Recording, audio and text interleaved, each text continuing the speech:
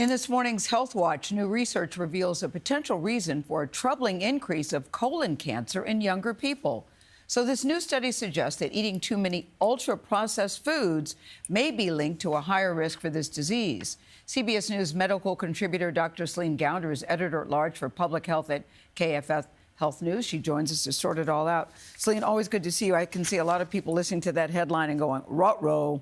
Yeah. That's sort of my life story. So what did the study find? Well, first of all, what are ultra-processed foods? So I think some people are confused about that. In fact, the federal government is planning to provide a definition for what that means. But a really good rule of thumb is if you can't pronounce an ingredient on the package, it is probably an ultra-processed food. So this study focused on a cohort of women nurses.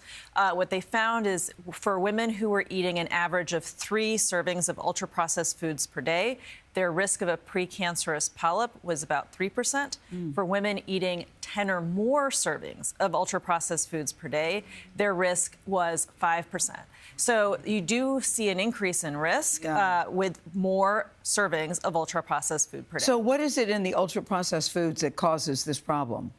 Well, we think that the ultra-processed foods are changing your microbiome. So those are the bacteria in your gut.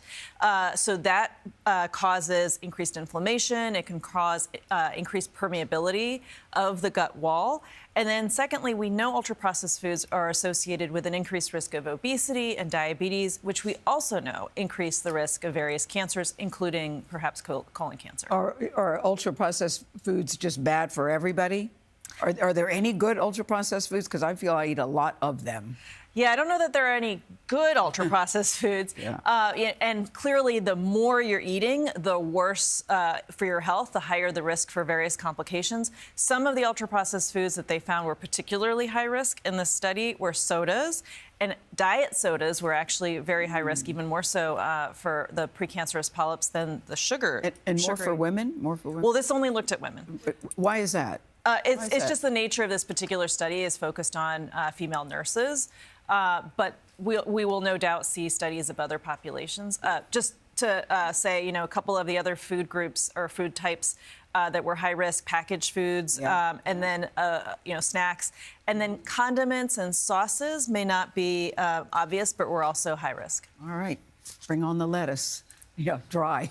Thank you, Dr. Céline Gounder.